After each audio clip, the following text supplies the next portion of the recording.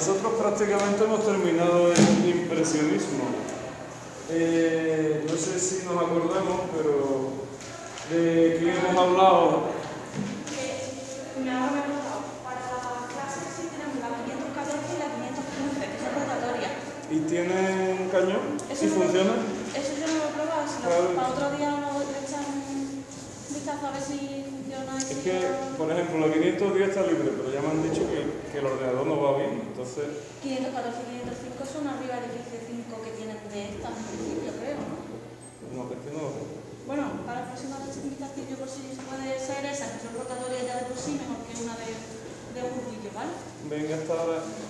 Pues hemos dado el impresionismo, hemos visto a Manet, Renoir y Degas.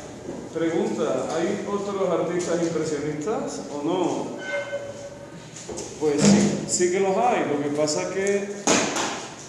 se cayó. Sí que los hay, lo que pasa que si la pregunta dice impresionismo, Monet, Renoir, Degas, quiere decir que nos centramos en esos autores.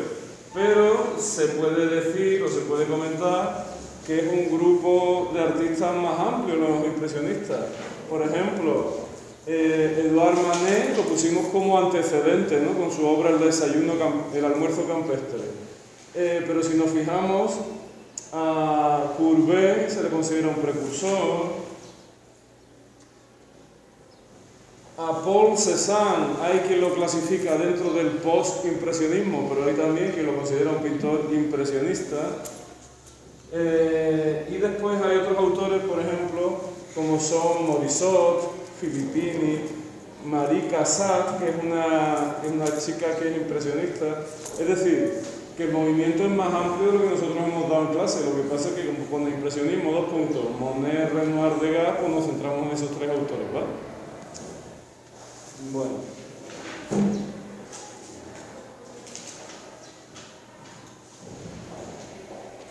Hoy tenemos que hablar del, ¿cómo se llama? Post-impresionismo, con T o sin T, lo podéis escribir. ¿Y qué es el post-impresionismo? Pues su nombre ya lo indica, ¿no? ¿Qué es? Un movimiento artístico que se desarrolla desde finales del 19 y principios del 20 y como su propio nombre indica es posterior al impresionismo, ¿de acuerdo? ¿Quiénes están en ese movimiento? Pues básicamente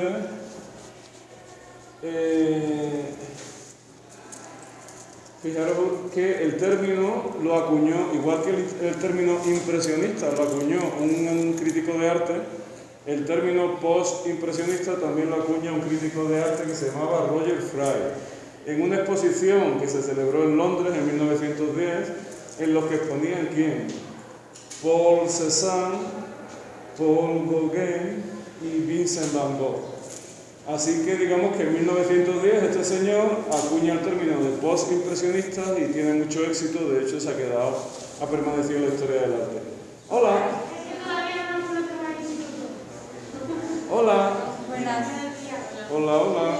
¿Alguien quiere flis? Sí, por favor.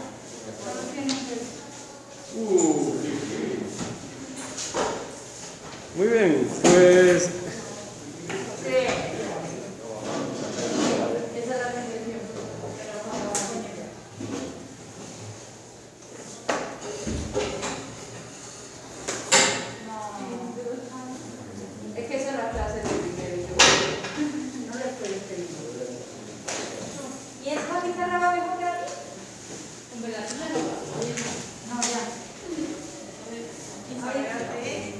Ay, Dios mío, cuando venga a morir. Ay, qué gusto te va a pegar, te va a dar un ataque de corazón. No te quise.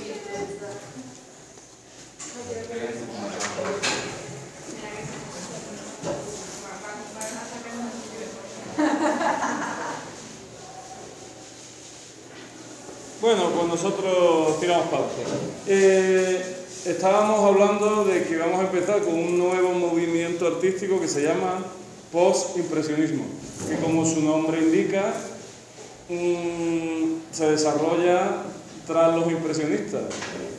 El término lo acuña un crítico de arte que se llama Roger Fry tras una exposición de Londres en 1910 en la que exponen Paul Cézanne, Paul Gauguin y Vincent van Gogh. Así que, ¿a quiénes se considera post-impresionistas? Pues a estos tres autores. A Paul Cézanne, a Paul Gauguin y a Vincent van Gogh. Así que vamos a hablar un poco de ellos. Vamos a la entrada de cada uno de ellos. ¿Quién quiere leer un poquito sobre Paul Cézanne? Venga. Paul Cézanne, no tengo que leer sobre nada. Un pintor francés. Bueno, ¿en qué época vivió por lo menos? El 19 de enero de 1839 al 22 de octubre de 1906.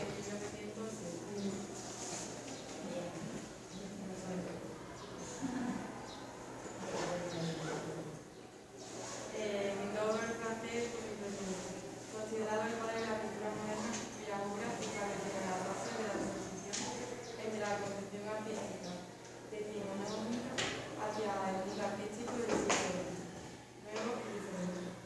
Sin embargo, mientras vivió, Cézanne fue un pintor inspirado que trabajó siempre de gran habilidad. Desconfiaba de los críticos, tenía pocos amigos y hasta 1895 expuso solo de forma ocasional.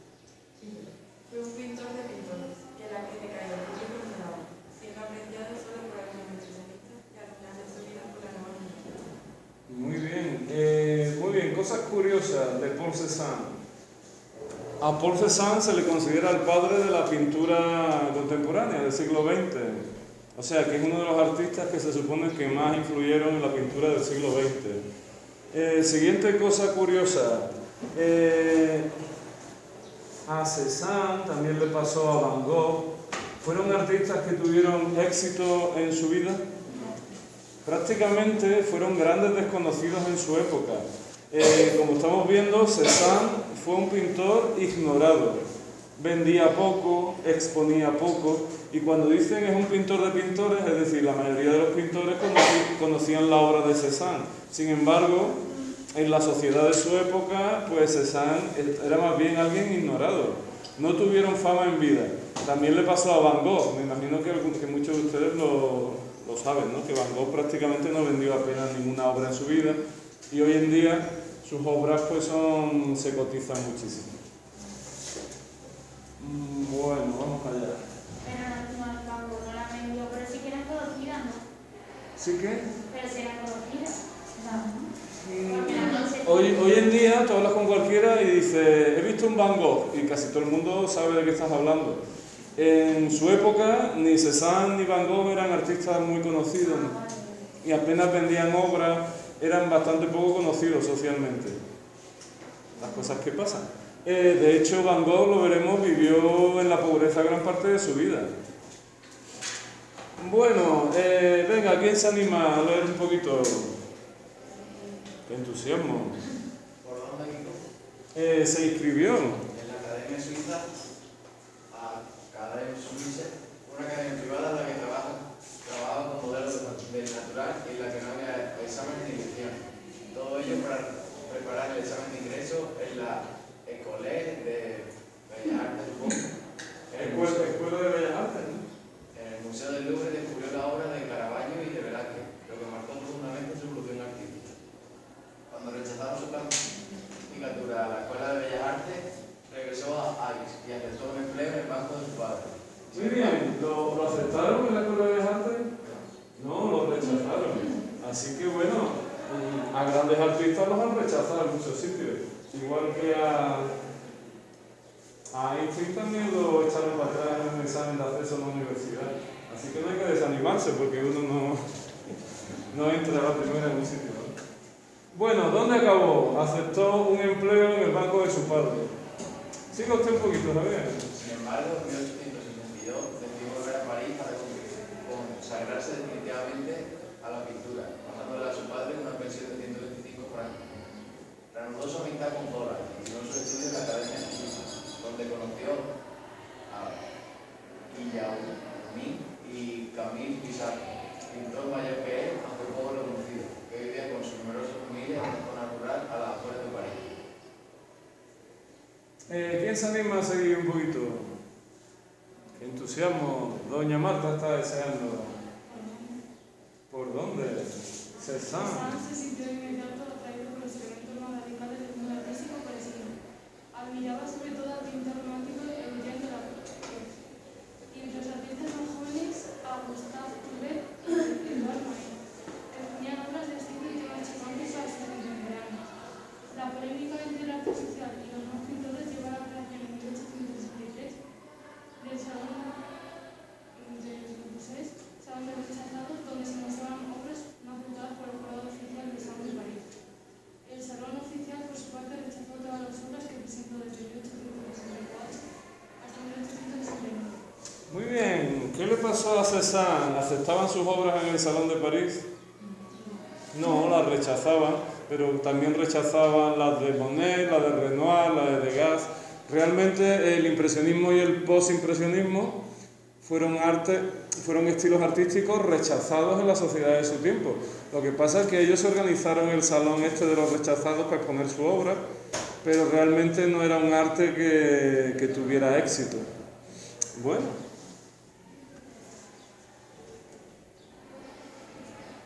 Venga, ¿quién se anima a seguir un poquito? ¡Qué entusiasmo, doña Zaira!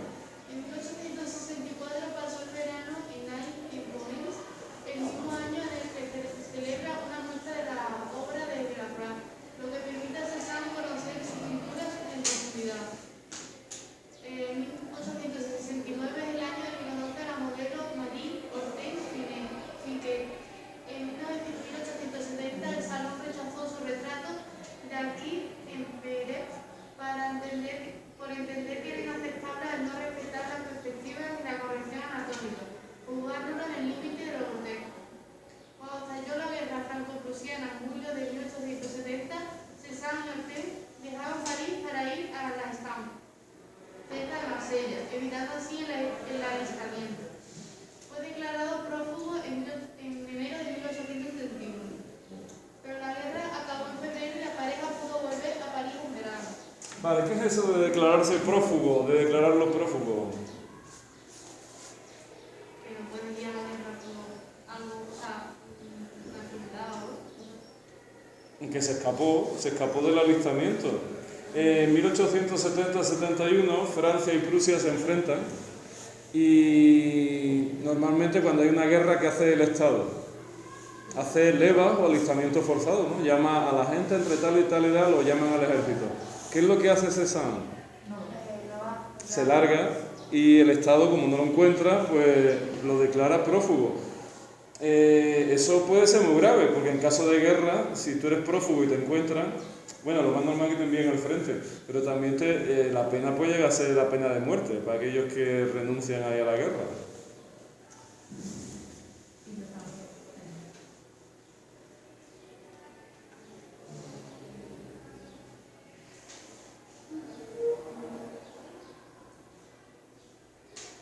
Bueno, vamos allá con la obra de Cézanne.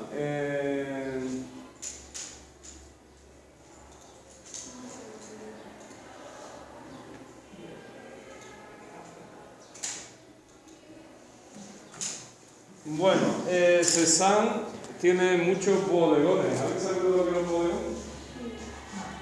¿Qué era un bodegón?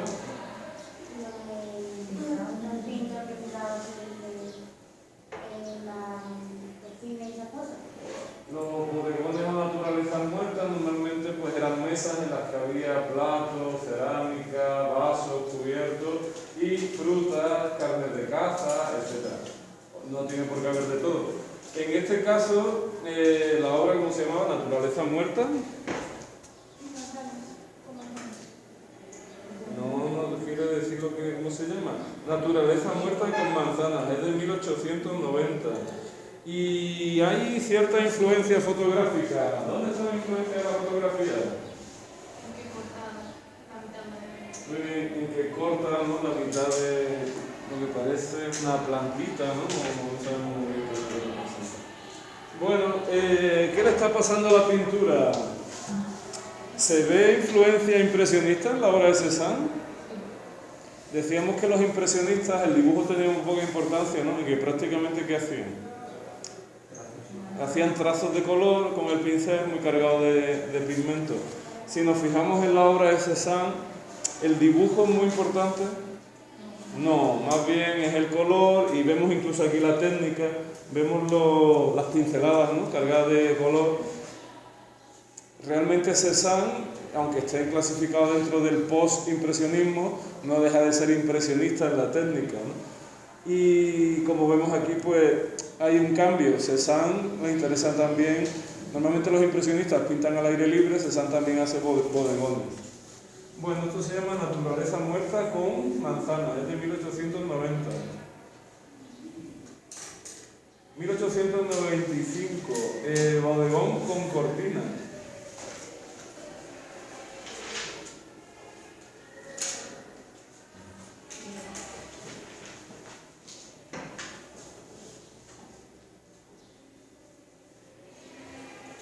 Muy bien, ¿qué es lo que está empezando a pasar?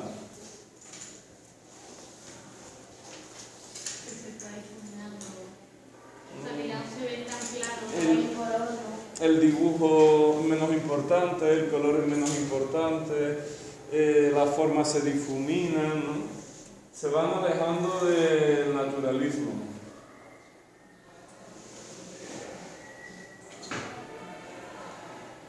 Igual que cuando hablamos de Monet, vimos que tenía muchas series del mismo objeto a distintas horas del día, por ejemplo, la Catedral de Rouen, los nenúfares, eran series del mismo objeto realizados a distintas horas del día. Cézanne hace lo mismo, pero con una montaña que estaba en las afueras de Aix-en-Provence, que se llama la montaña de Santa Victoria. Y esto es de 1905. ¿Qué está pasando con la pintura? Venga, aquí se animan. ¿Qué está pasando? Doña Ana. Dios mío. Nada, que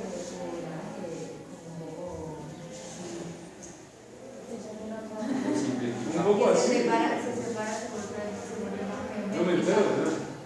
Que se vuelve más geométrica. Muy bien. Simplificación de las formas, menor importancia del dibujo, ¿no? Más importancia de la técnica. Aquí vemos una técnica impresionista, pero llevada al extremo, ¿no? Prácticamente el cuadro que son manchas, ¿no? Pinceladas con pigmentos que se justaponen unas con otras, y el dibujo cada vez tiene menos importancia. Sin embargo, hay cosas impresionistas también, ¿no? La pintura al aire libre, la obsesión por captar la luz, y vemos cómo las formas se van simplificando. La realidad está ahí, pero la pintura se está empezando a alejar un poco de la representación mimética de la realidad, ¿no? La montaña de Santa Victoria, 1905. Aunque la obra más famosa de Paul Cézanne es esta que vamos a ver aquí. Creo yo que vamos a ver aquí, a ver si la vemos. Esta de aquí, los jugadores de naipes.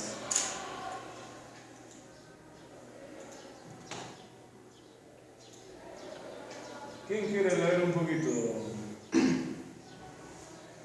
¡Qué entusiasmo! Doña Mercedes está deseando. Los jugadores de cartas son una serie de 5 cuadros sobre el tema de la partida de cartas de la literatura de Manuel de Sanz entre 1890 y 1895. La comenzó destacando en Suiza y la acabó en París y en Florencia. Representa la época de Madrid, la década de 1890, en la que Cézanne produce sus principales libros. Ejemplifica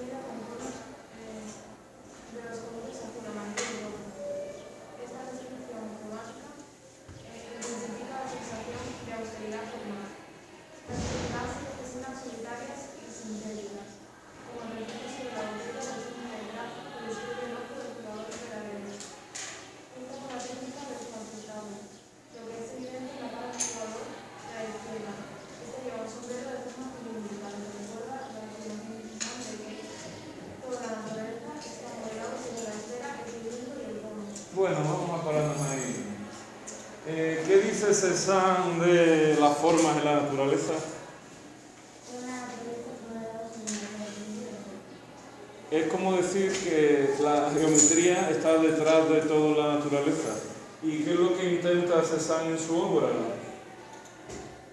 Los jugadores de cartas, es una serie de 5 cuadros. ¿Qué es lo que intenta Cézanne? Reducir la realidad a formas geométricas dentro de lo que cabe. Muy bien, ¿por qué se llaman los jugadores de cartas? Es evidente el tema, ¿no? Es un cuadro que está muy claro cuál es el tema. ¿Qué tengo que comentar en un cuadro? El color. Perspectiva, color, dibujo, composición, luz, técnica, tema. Muy bien, ¿quién se anima? El color es rojo, amarillo y naranja. Vale. Decía en la entrada de Wikipedia que ha reducido el número de colores, ¿no? Pues simplificando. Vale. La técnica es no me acuerdo el nombre de eso. La técnica no la sabemos, pero podemos sospechar que es óleo sobre lienzo Sí, pero y es óleo sobre lienzo. por abajo ponía algo de azado, no maquetado. ¿Qué Sí, pone? maquetado. Sí, pero digamos la técnica suele ser material y la superficie sobre la que pinta. Óleo sobre lienzo. Venga, más cosas. La perspectiva es ¿verdad? ¿Hay profundidad o perspectiva o no la hay? Sí, los paralelos de fondo. Hay cierta profundidad o perspectiva, aunque no mucha, ¿no? No hay detrás un paisaje ni un edificio que no llegue hacia el fondo. Venga, ¿qué más? Composición. ¿La composición es equilibrada o no? Sí.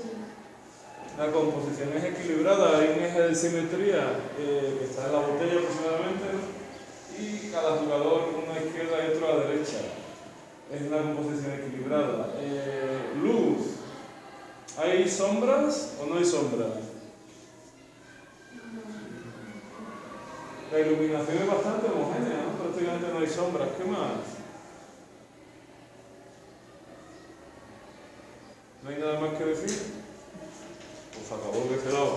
Los jugadores de cartas, por Cézanne, 1892-1895. Esta cae a veces en los exámenes.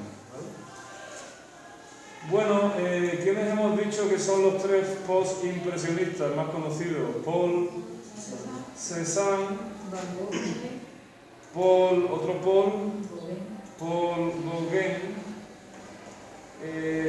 Bueno, una cosa que no hemos hecho, ¿cómo era Paul Cézanne? ¿Sabemos cómo era? Tenía barbita. Hombre, no tenemos fotografías, por lo menos aquí no aparece de Cézanne, pero sí tenemos un autorretrato.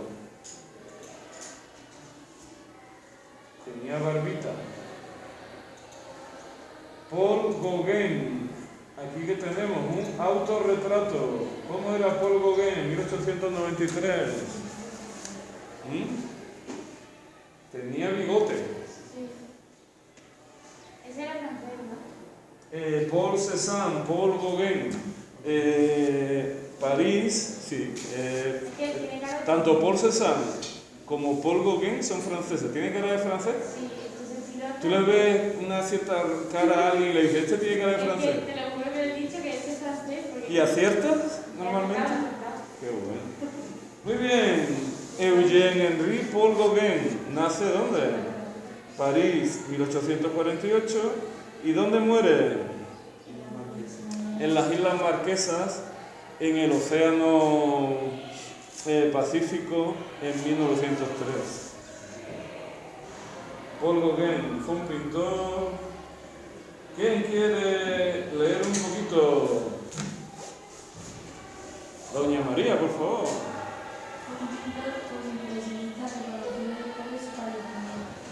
El uso experimental del color perspectiva simbolista fueron elementos clave para su distinción y la fecha del diseño. Su trabajo fue de gran influencia para los guarditas franceses y para muchos otros artistas modernos, como Pablo Picasso y Henri Matisse. Muy bien, un momentito. ¿Cuándo fue reconocido Gauguin?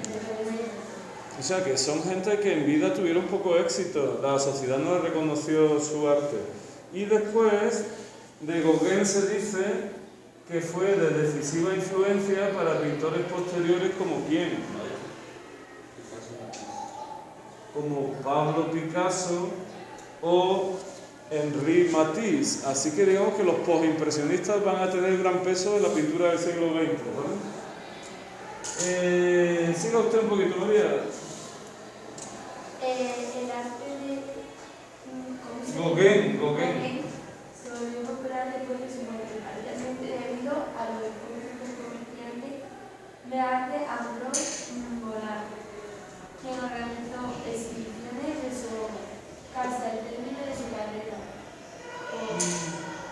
Y póstumas en París. ¿Qué quiere decir póstumas? Después de que falleciera, ¿vale? Muy bien, ¿quién quiere seguir? Don Pablo.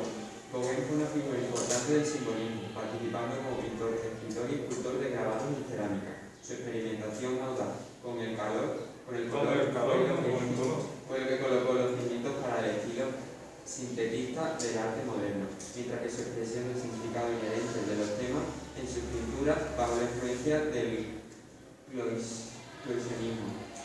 Fue lo que allanó la llegada del primitivismo y el regreso al estilo pastoral. Bueno, parece ahí.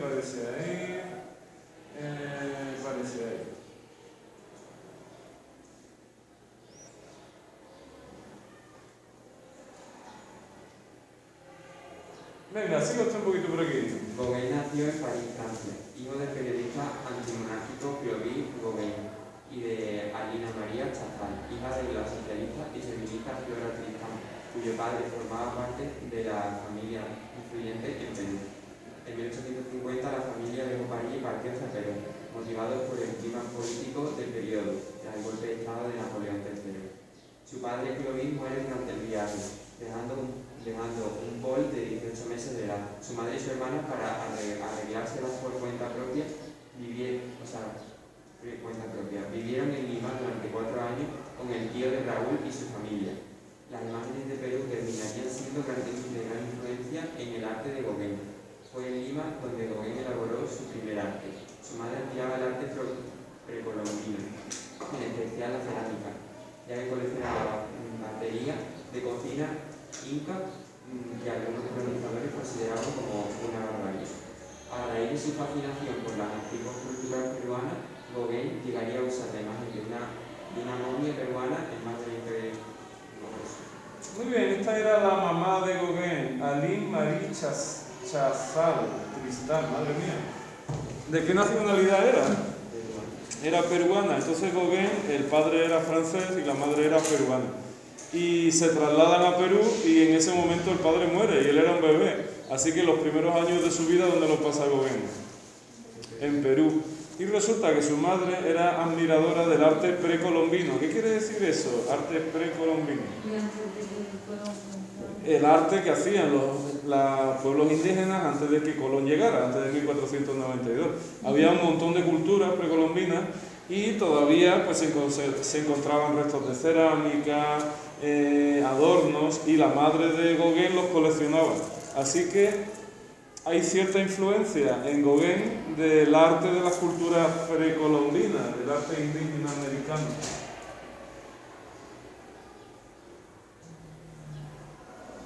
Mira, dice, los primeros recuerdos de Gauguin fue cómo su madre usaba la vestimenta tradicional de Lima. Él siempre sintió atracción por las mujeres con un estilo tradicional. Bueno, a la edad de 7 años, Gauguin y su familia regresaron a Francia, llegando a Orleans para vivir con su abuelo.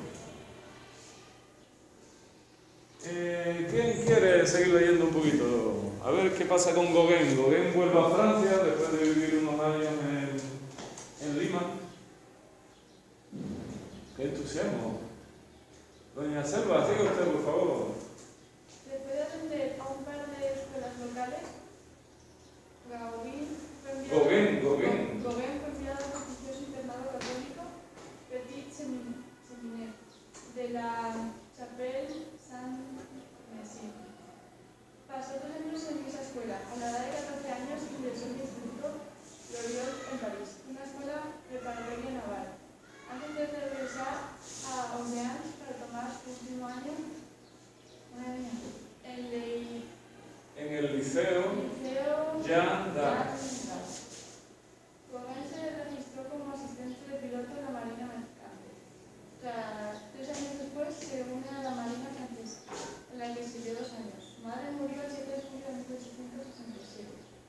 verse enterrar tras pasado varios meses. Cuando en su infancia en niño recibe una carta de su hermana Marie. Bueno, va a un instituto donde se forman los marinos franceses y al final, ¿qué hace?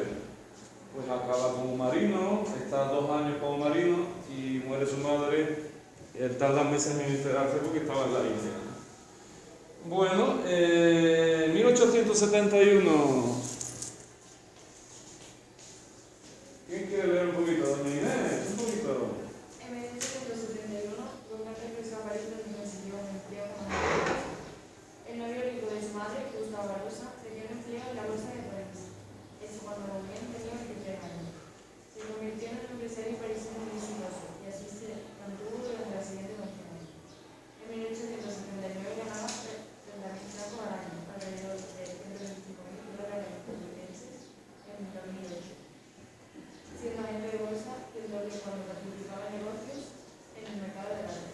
Muy bien, Gauguin regresa a París, el que era novio de su madre antes de que falleciera le ofrece un empleo como agente de bolsa y le va bien o le va mal. Le va muy bien y gana mucho dinero, se convierte en agente de bolsa y gana mucho dinero.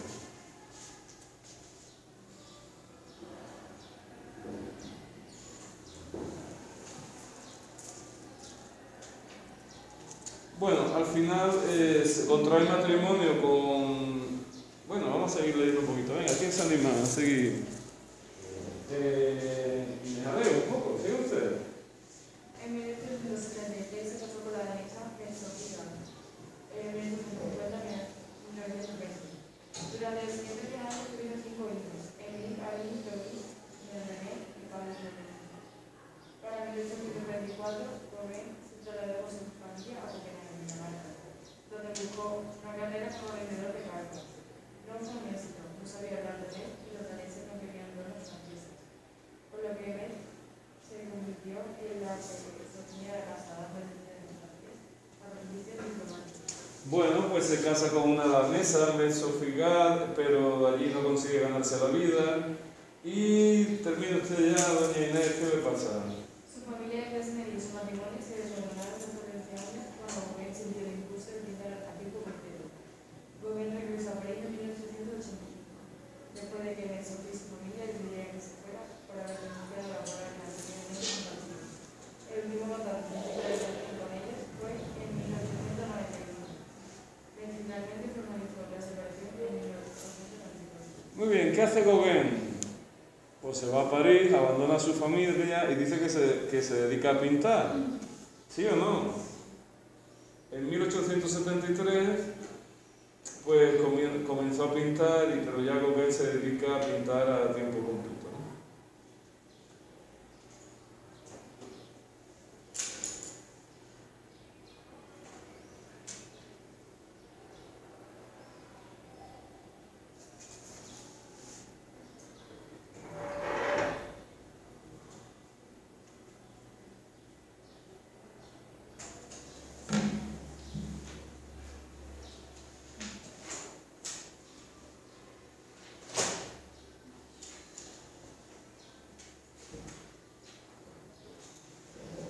Muy bien, una de las obras más famosas de Paul Gauguin es esta de aquí, es de 1889, se llama El Cristo Amarillo.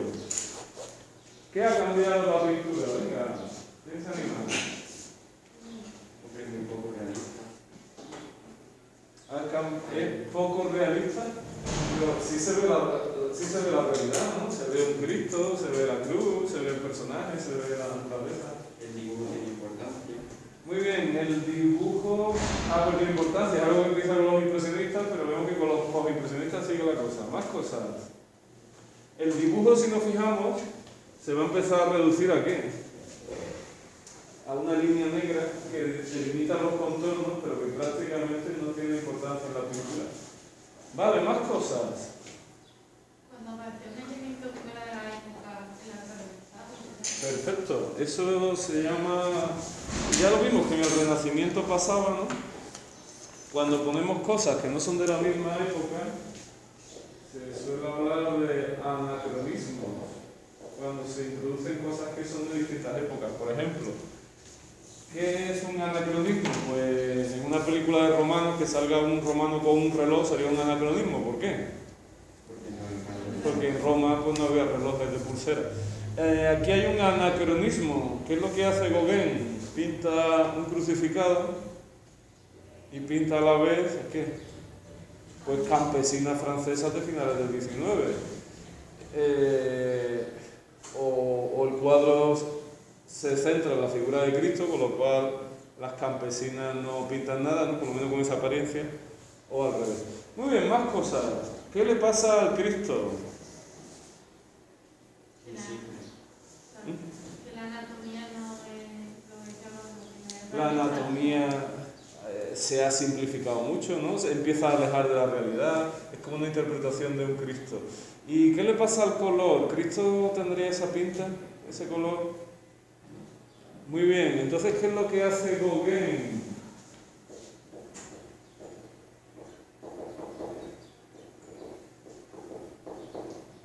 Gauguin pone el Cristo del color que le da la gana. Eso hace que la pintura se vaya alejando cada vez más de la realidad, ¿sí o no? Cuando algo es muy realista, se parece mucho a la realidad, decimos que es realista. Cuando no lo es, podemos decir que es antirrealista o antinaturalista,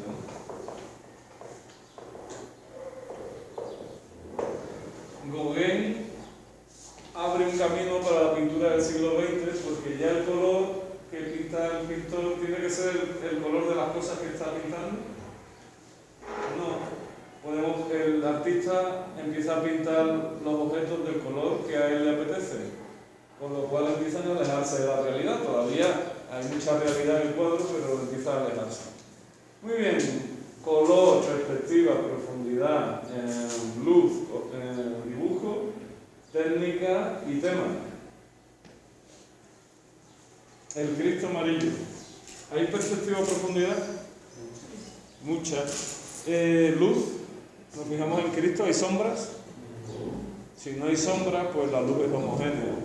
El color. Ya hemos dicho que es un uso. Los colores son muy importantes y hace un uso arbitrario del color. Pone el Cristo del color que le da la gana, ¿no? Al artista. Técnica. Técnica. Óleo sobre lienzo. Es una crucifixión. Y fijaros que está en Buffalo, Estados Unidos. Era en Estados Unidos. Bueno, Paul Gauguin.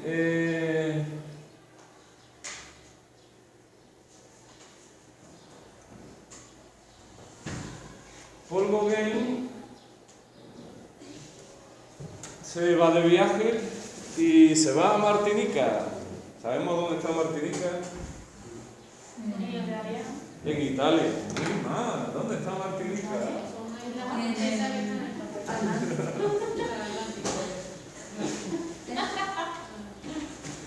Bueno, casi.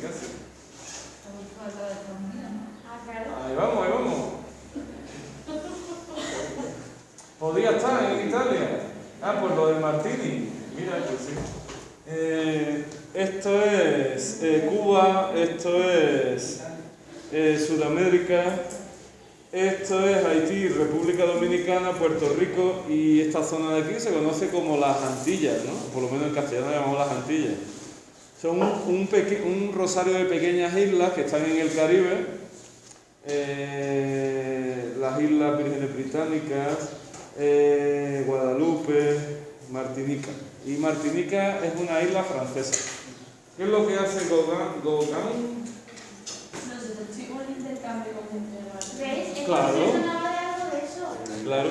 Lo que pasa es que ellos, aunque vivan allí, son de nacionalidad francesa. Es como Canarias para nosotros. Aunque Canarias esté a 1000 kilómetros de aquí, su nacionalidad es española, ¿no? Vale, en 1887, ¿qué es lo que hace? ¿Quién se anima a leer un poquito? Doña Ana está deseando leer. Madre mía. Pobrecita. 1887, después de visitar Panamá, Gauguin se pasó a los meses 30 de San Pierre en Martinica, acompañado de su amigo artista Charles Lava. Paul Gauguin se pasó aproximadamente los siguientes 6 meses en la isla de Martinica, de junio a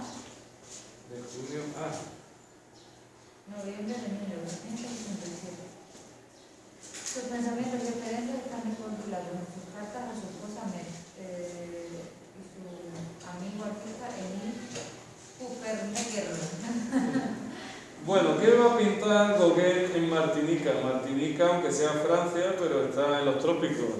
¿Qué va a pintar Gauguin? Pues paisaje, la naturaleza. Esto es lo que empieza a hacer Martinica.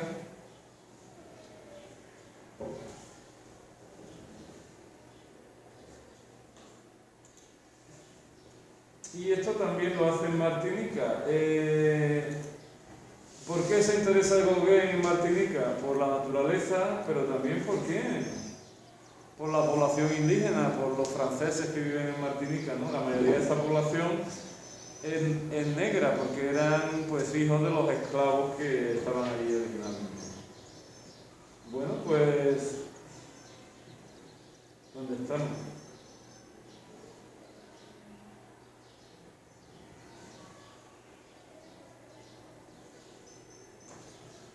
Bueno, Paul Gauguin regresa a Francia y establece cierta amistad ¿con quién? Con Vincent van Gogh, con otro de los post-impresionistas famosos. ¿Quién se anima a leer un poquito? Doña Teresa está deseando. Las pinturas de Martinica de Gauguin. fueron escritas en la Galería del Departamento de Arte Arsenal Poitiers. Fueron vistas y animadas por Vincent van Gogh y su propio comerciante de arte Guillermo Eones, cuya compañía Gauguin Agency. Bueno, vale ahí. El caso es que Vincent admira las pinturas de Paul Gauguin. El hermano de Van Gogh, Theo Van Gogh, es marchante de arte, compra y vende obras, y compra obras de Paul Gauguin.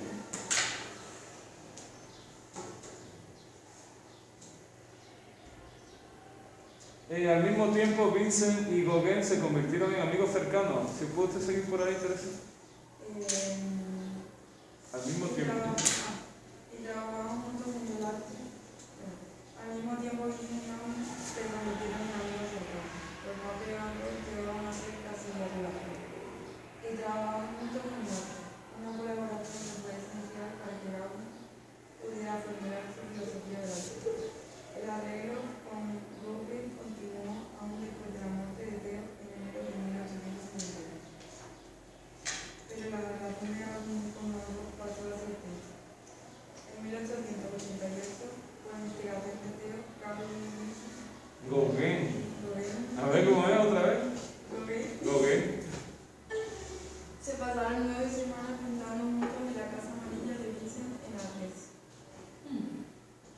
Su relación se deterioró con rapidez y eventualmente Gauguin decidió irse. En la noche del 23 de diciembre de 1888, de acuerdo con un relato futuro de Gauguin, Van Gogh confrontó a Gauguin con una navaja afeitada.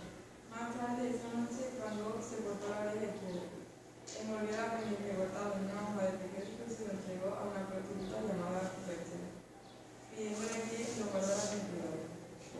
Van Gogh fue hospitalizado al día siguiente y Gauguin se fue paseado. Bueno, Gauguin y Van Gogh establecen una relación de amistad. De hecho, se van a una localidad que se llama Arles y están allí pintando durante 9 semanas. Pero la relación se deteriora. Van Gogh se enfrenta con Gauguin con una navaja. ¿Y cómo acaba la cosa? Quedando el pobrecito tampoco. ¿Cómo acaba la cosa?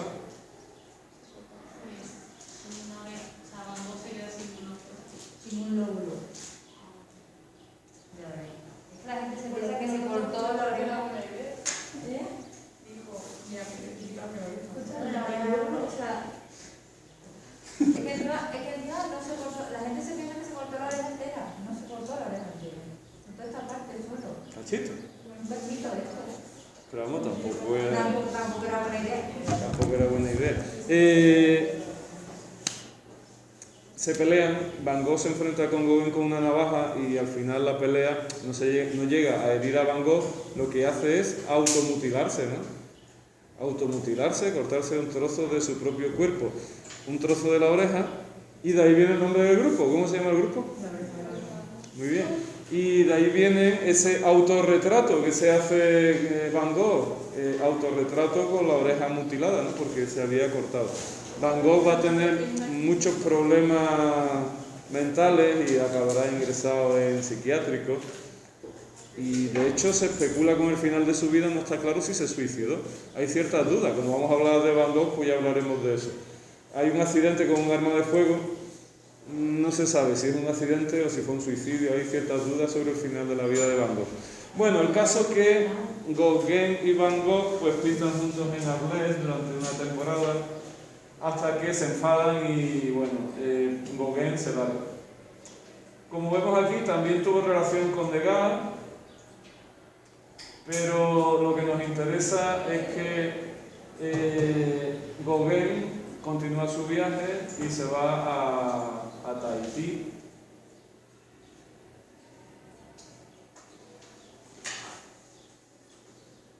¿Y qué tipo de pintura hace las islas Tahití, las islas de Tahití? Pues sobre todo pinta a la población local.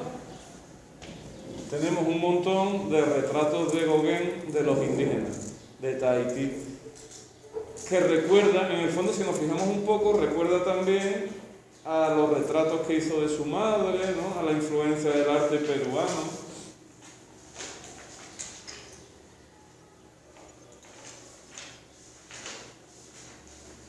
También recuerda a la influencia de cuando estuvo en Martinica, ¿no? Y el paisaje de las islas de Martinica.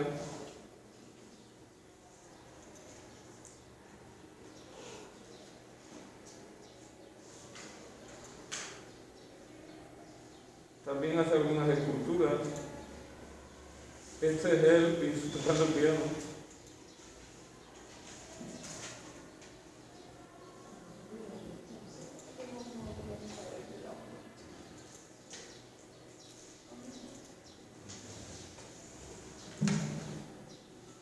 Esta es la casa en la que vivía en las Islas Marquesas, tenemos algunas fotografías de ella.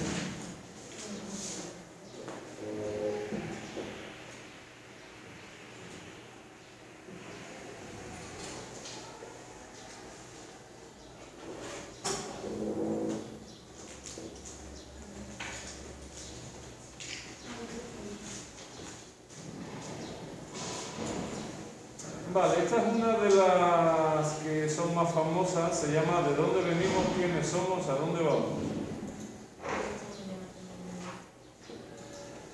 ¿Por qué podemos identificar claramente que es de Gauguin?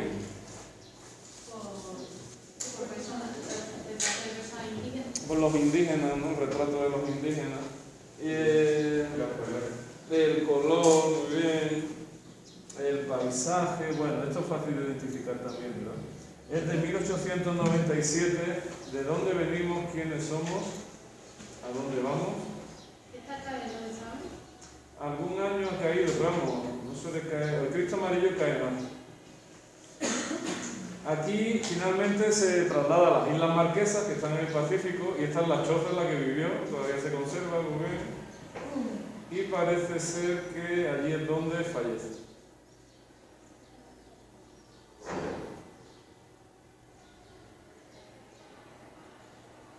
Esta de aquí no se sabe muy bien si fue un autorretrato al final de su vida o si un amigo hizo el retrato y él le ayudó a acabarlo. El caso es que esta es la apariencia que tenía Gauguin hacia 1903, me parece que es, cuando ya estaba enfermo y seguía viviendo en las Marquesas.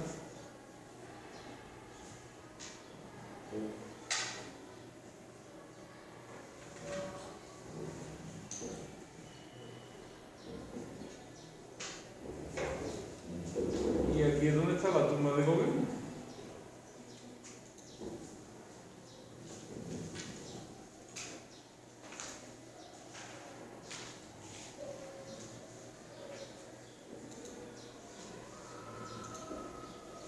Muy bien, esta se llama Maternidad. ¿Es fácilmente identificable el estilo de Gauguin? Pues sí, se puede identificar.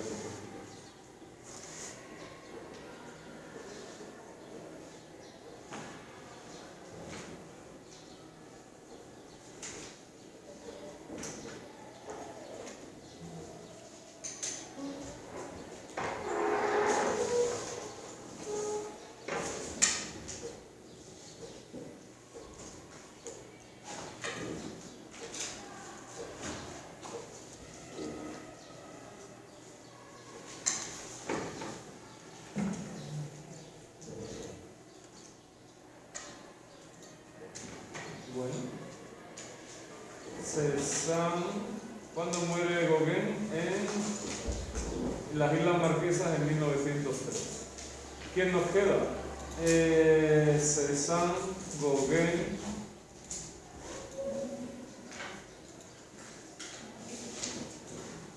¿Quién nos queda?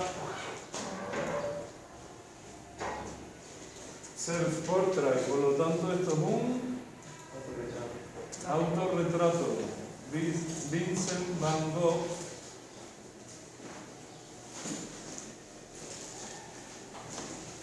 Muy bien, fue un pintor, ¿de dónde? De nacionalidad neerlandés. ¿Eso qué quiere decir? ¿Que era de dónde? Países Bajos o de Holanda. Nosotros hoy más bien decimos holandés, pero como ellos se llaman así mismos, pues se puede decir holandés o neerlandés. Fue bastante prolífico porque pintó unos 900 cuadros y realizó más de 1600 dibujos, y una de las figuras fundamentales en su vida fue su hermano menor Theo. ¿Por qué? Porque Theo era marchante en París, es decir, se dedicaba a la compra-venta de obras de arte, y fue el que lo financió gran parte de su vida porque no tenía ingresos suficientes para vivir, no vivía de la pintura porque no vendía pelo. La gran amistad entre ellos está documentada en las cartas que intercambiaron. Hay unas 800 cartas que se conservan de Van Gogh y 650 pues, se las envió a Theo.